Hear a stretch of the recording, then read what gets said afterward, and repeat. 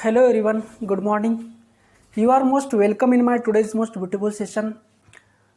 Now I am Anil Bhagwan Chavan, chairperson of ABC Academy. Now let's start this session. Today's chapter name is the newspaper reading, the role of newspaper in your English speaking. It is most important session.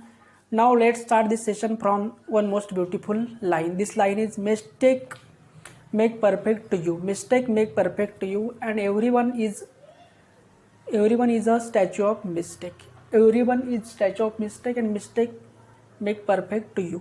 तर मित्रांनो, आजच्या सुंदर दिवसाच्या या सुंदर आणि महत्त्वपूर्ण सेशनमध्ये मी अनिल भगवान चव्हाण, संचालक ABC अकॅडमी, चिखली डिस्ट, बुलढाणा, आजच्या सुंदर दिवसाच्या या सुंदर आणि महत्त्वपूर्ण सेशनमध्ये तुमचं सर्वांचं अगदी मनापासून खूप खूप स्वागत करत आहे.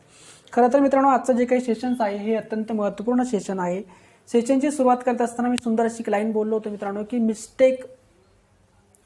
Mistake make perfect to you. Mistake make perfect to you and everyone is statue of his mistake. कसं आहे ना मित्रांनो की तुमच्या चुका तुम्हाला काय करतात, परिपूर्ण बनवतात, परफेक्ट बनवतात. आणि प्रत्येक व्यक्ती काय हा त्याच्या चुकीचे काही पुतळा आहे. स्टॅच्यू म्हणजे काय मित्रांनो, पुतळा आहे. तर त्यामुळे चुकातून शिकणं गरजेचं आहे. Learn from mistakes. चुकापासून तुम्हाला शिकायचं आहे मित्रांनो. आजचं जे काही सेशन्स आहे, आजचं सेशन्स आहे the role of newspaper in your English speaking.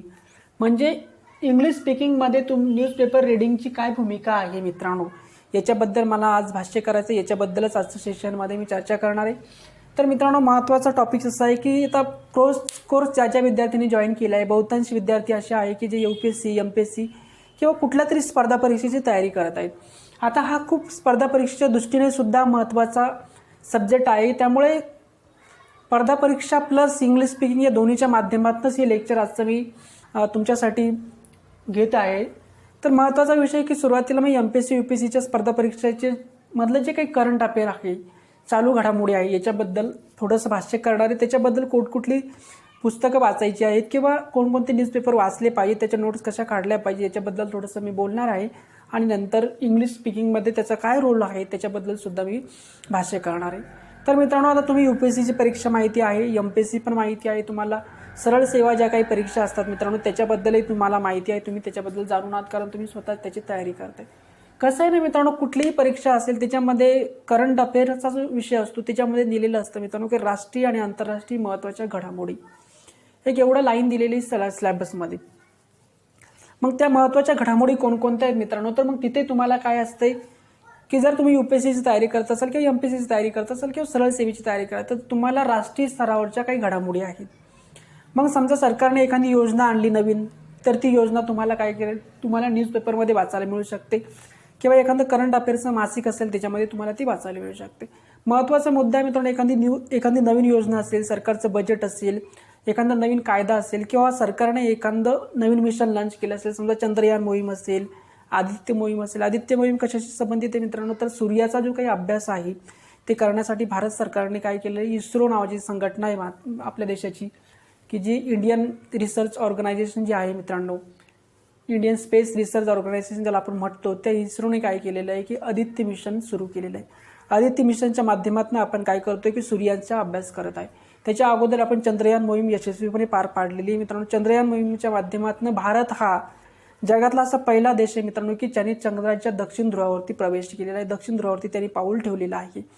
त्यामुळे ह्या ज्या काही महत्त्वाच्या गोष्टी आहेत त्या तुम्हाला लक्षात ठेवायच्या, त्याच्यावरती तुम्हाला त्याचा अभ्यास सुद्धा करायचा आहे. दुसरी गोष्ट अशी मित्रांनो की आंतरराष्ट्रीय महत्त्वाच्या घडामोडी हा एक टॉपिक्स त्या ठिकाणी येतोय.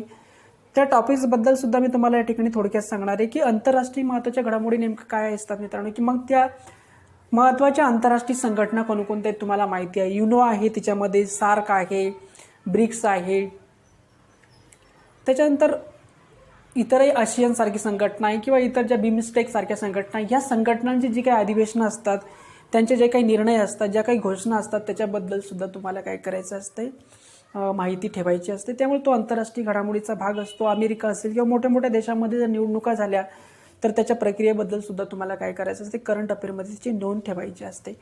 आता UPSC किंवा MPSC किंवा कुठलाही स्पर्धा परीक्षा तयारी करायची असेल मित्रांनो, तर करंट अफेअर कुठून करायचं याच्याबद्दलही मी थोडंसं सांगणार आहे. तर करंट अफेअर करण्यासाठी तुम्हाला 2 न्यूजपेपर वाचायचे असतात मित्रांनो. पहिला न्यूजपेपर आहे मराठीमध्ये लोकसत्ता आणि दुसरा न्यूजपेपर इंग्लिशमधला द हिंदू. खूप सुंदर आणि चांगले न्यूजपेपर आहेत मित्रांनो. हे वाचून तुम्ही तुमचं करंट अफेअर चांगल्यापैकी डेव्हलप करू शकता. कसं आहे ना मित्रांनो, 2020 मध्ये मी यूपीएससीची परीक्षा दिली होती. त्या वर्षी मी काय केलं होतं की मला एक चांगली सवय होती की डेली करंट अफेअरच्या नोट्स काढायच्या. त्या वर्षी मी परीक्षा दिली आणि त्या परीक्षेमध्ये जेवढे काही करंट अफेअरचे प्रश्न होते त्या सर्वांची उत्तरं माझ्या नोट्समध्ये होती आणि मला त्या करंट अफेअरच्या परीक्षेमध्ये आउट ऑफ मार्क मिळाले होते. सांगायचं तात्पर्य असं आहे मित्रांनो की daily notes making it is most important point, की तुम्हाला डेली नोट्स बनवल्या तुम्ही तर तुमचा तिथे चांगल्यापैकी फायदा होणार आहे. त्यामुळे स्पर्धा परीक्षेच्या बाबतीत तुम्हाला हे सांगतोय की तुम्हाला द हिंदू किंवा लोकसत्ता ही जे 2 पेपर आहेत ते डेली वाचायचे आहेत आणि त्याच्या नोट्स काढायच्या आहेत. डेली नोट्स काढत गेल्या मित्रांनो तर कुठलंही इतर पुस्तक वाचण्याची गरज पडत नाही. वाचायचेच असले तर खूप सारे पुस्तकं अवेलेबल आहेत. मग ते सिव्हिल सर्व्हिस क्रॉनिकल असेल यूपीएससीसाठी, मराठीमध्ये मग एखादं युनिक अकॅडमीचं मासिक तुम्ही वाचू शकता किंवा देबा जाधवचं चालू घडामोडीचं पुस्तकही वाचू शकता. आता हे झालं एमपीएससी बद्दल. तर आता आपला महत्त्वाचा पॉईंट आहे इंग्लिश स्पीकिंगमध्ये न्यूजपेपरची काय भूमिका आहे. The role of English newspaper in your English language. इंग्लिशमध्ये न्यूजपेपरची काय भूमिका आहे मित्रांनो. इंग्लिश सुधारण्यासाठी न्यूजपेपर कशा पद्धतीने मदत करतायत त्याच्याबद्दल मला या ठिकाणी सांगायचं मित्रांनो की तुम्हाला तुमचं जर इंग्लिश सुधारायचं, इंग्लिशमध्ये बोलायचं आहे तर डेली तुम्ही न्यूजपेपर वाचला पाहिजे. त्यासाठी तुम्हाला 2 न्यूजपेपर वाचायचे. ते कसे वाचायचे त्याच्याबद्दलही सांगणार आहे. महत्त्वाचा मुद्दा आहे, तुम्हाला पहिल्यांदा मराठी न्यूजपेपर वाचायचा आहे लोकसत्ता. कुठेही सहज हा न्यूजपेपर उपलब्ध होऊ शकतो. आपला जो काही व्हॉट्सअप ग्रुप आहे त्या व्हॉट्सअप ग्रुपला आपण हा न्यूजपेपर डेली टाकत असतो. तुम्हाला पहिल्यांदा हा पेपर वाचायचा आहे आणि दुसऱ्यांदा तुम्हाला पेपर वाचायचा आहे द हिंदू.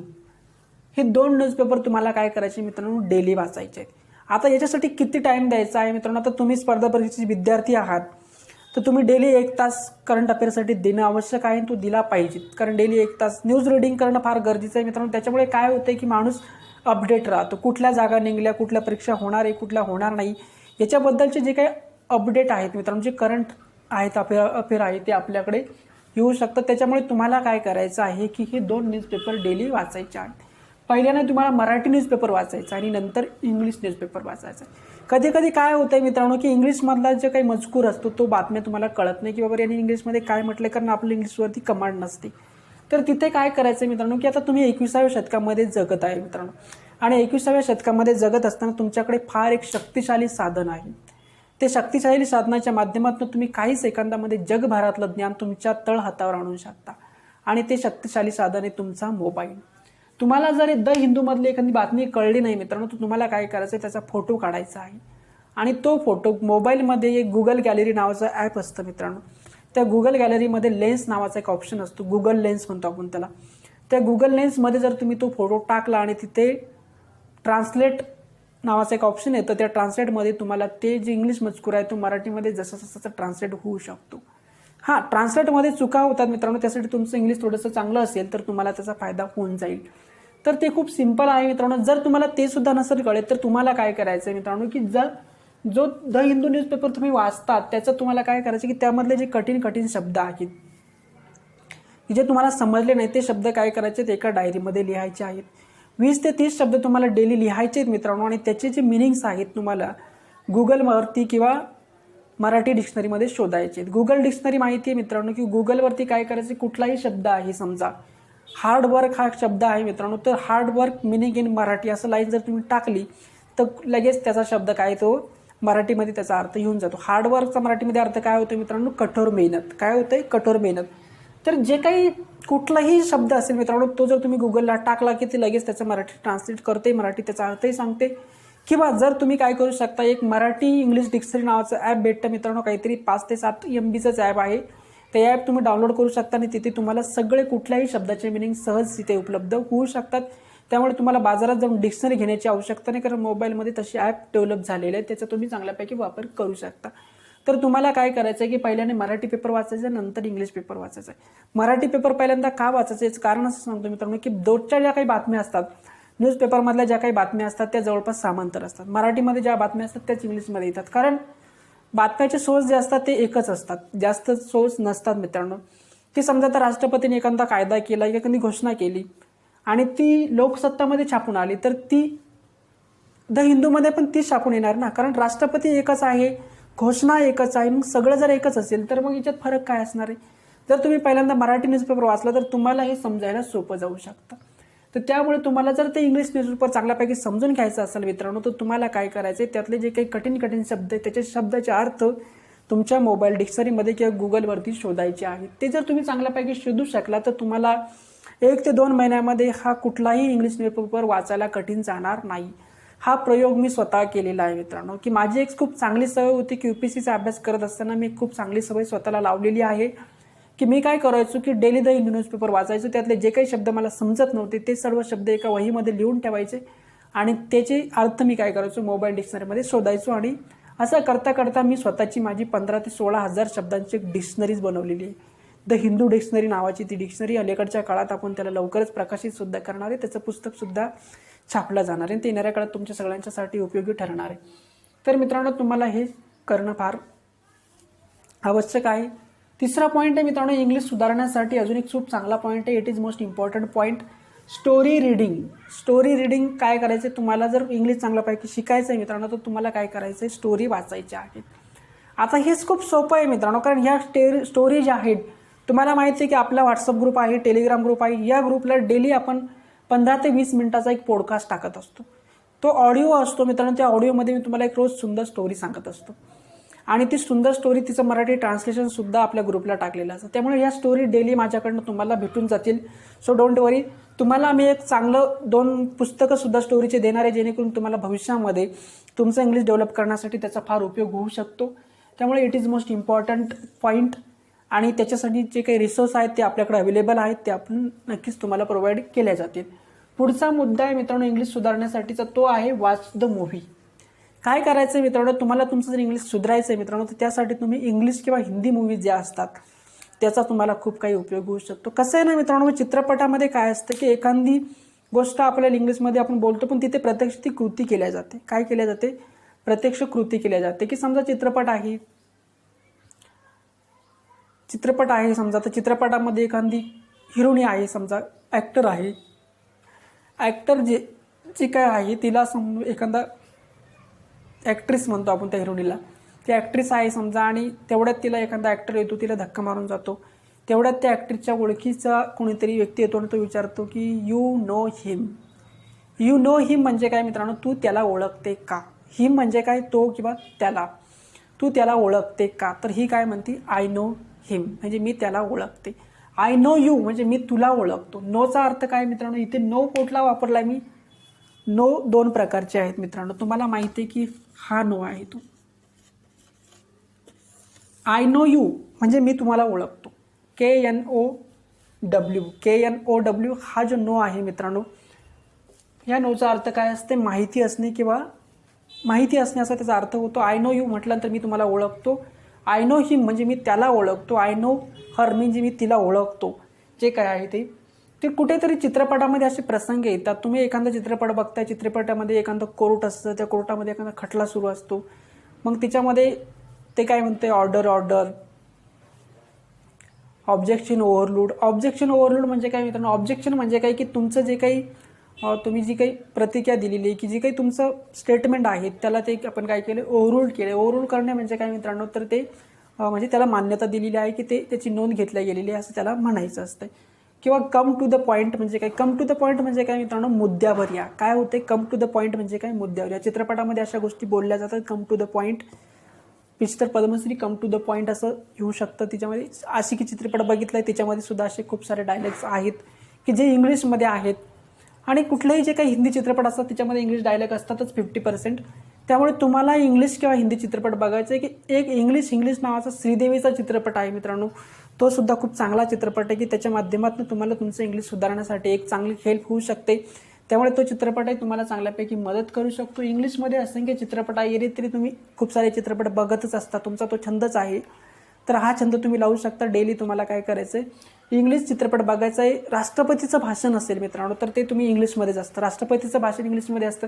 तुम्हाला माहिती आहे की मित्रांनो, लोकसभा आणि राज्यसभा याच्या ज्या काही कारवाया असतात, जे स्पीकर बसलेले असतात. स्पीकर म्हणजे काय मित्रांनो, सभापती. लोकसभेचा सभापती कोण आहे, राज्यसभेचे सभापती. सध्या लोकसभेचे सभापती कोण आहेत मित्रांनो, ओम बिर्ला आहेत. आणि राज्यसभेचे सभापती कोण असतात, तर उपराष्ट्रपती असतात, जगदीश धनखड, ज्याला आपण काय उपराष्ट्रपती आहेत ते आपले. आणि ही जी काही कारवाई चालते ना मित्रांनो, ती सुद्धा इंग्लिशमध्येच चालते. काय चालते, इंग्लिशमध्येच चालते.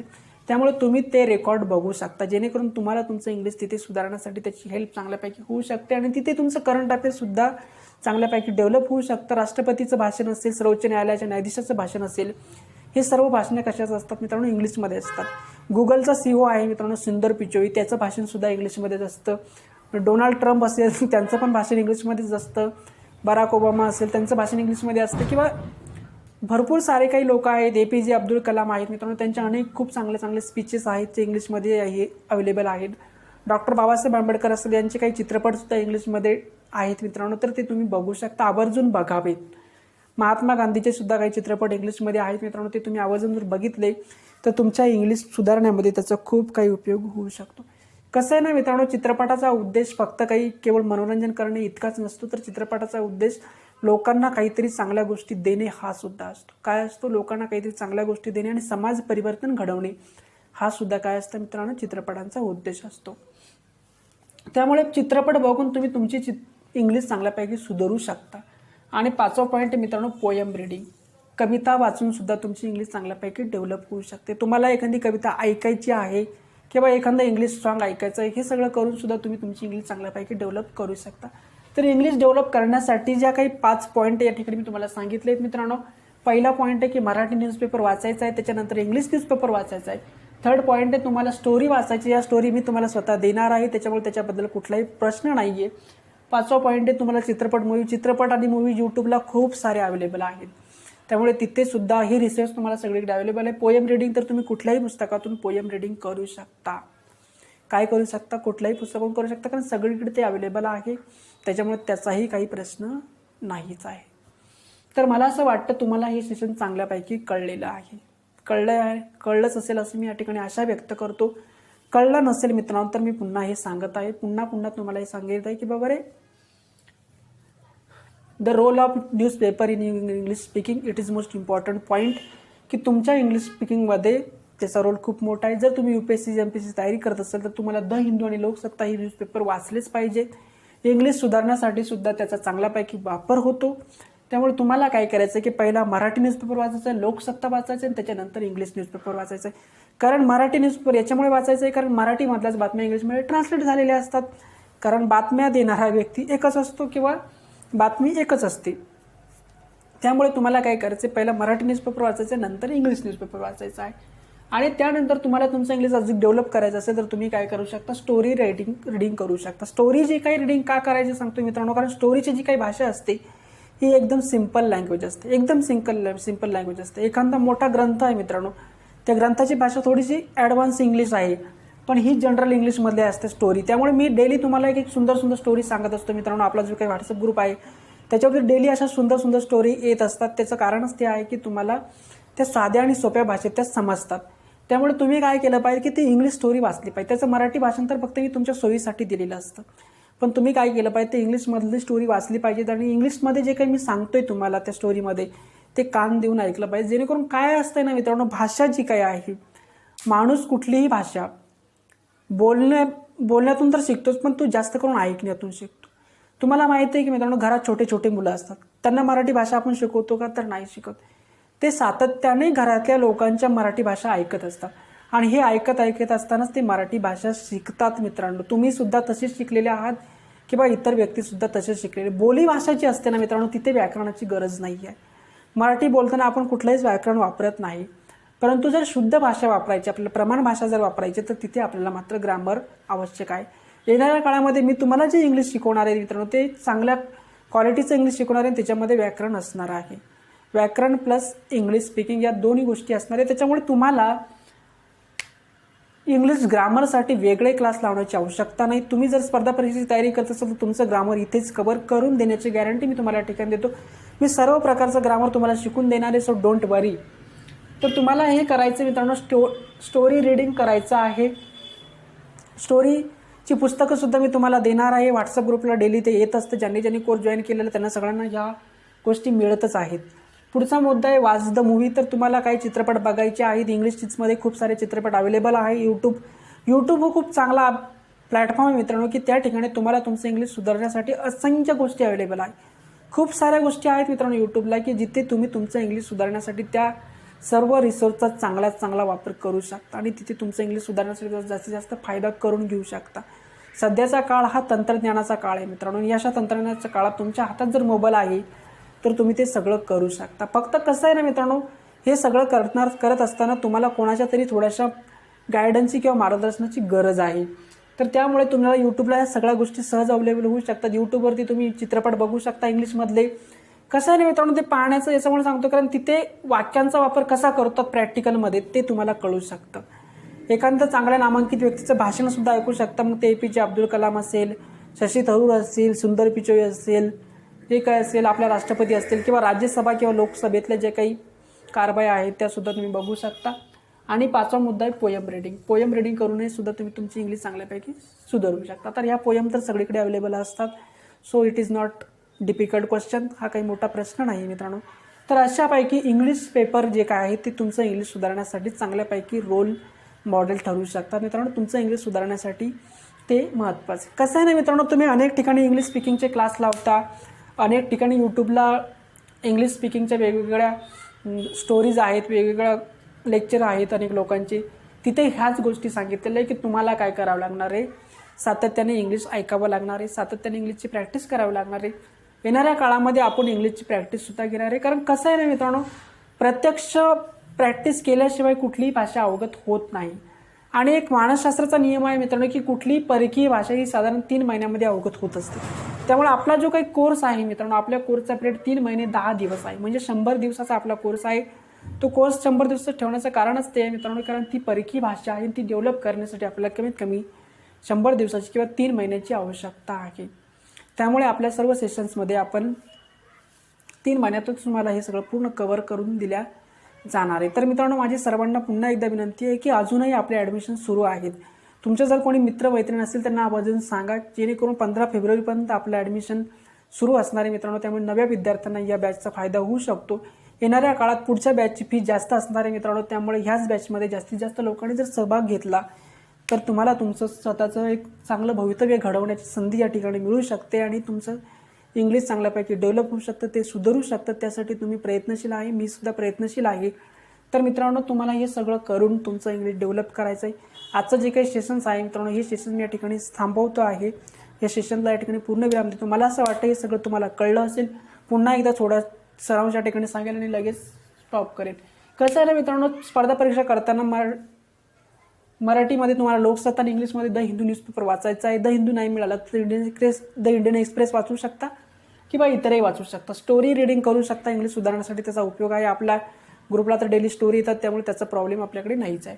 वॉच द मूवी तुम्ही चित्रपट बघू शकता. चित्रपट बघून तुमची इंग्लिश चांगल्यापैकी डेव्हलप होऊ शकते. तुम्ही तर कोर्स जॉईन केलेला आहे, त्यामुळे चित्रपट नाही पण बघितला तरी प्रॉब्लेम नाही. पण तरी माझा सल्ला आहे की तुम्ही चित्रपट अवश्य बघितले पाहिजे इंग्लिशमधले, जेणेकरून तुमची भाषेवरची पकड वाढू शकते. पोयम रिडिंग करूनही तुम्ही ते सुधारू शकता. तर मला असं वाटतं हे सेशन चांगल्यापैकी कळलेलं आहे. तर या सेशन